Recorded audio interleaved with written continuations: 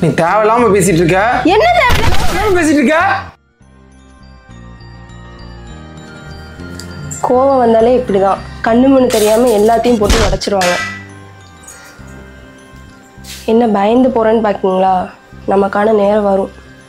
A few moments later. பா ஐயோ ஐக்குதா.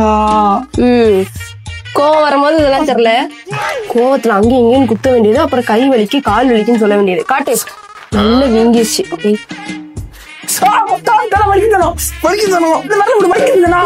வலிக்குதான் செய்யும், குத்துறதுக்கு முன்னாடி யோசிச்சிருக்கணும்.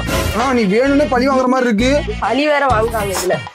நான் சொல்லல நமக்கான நாள் வரும். பெரிய வீர இவரு குத்துனா செவுரு உடஞ்சிரும்.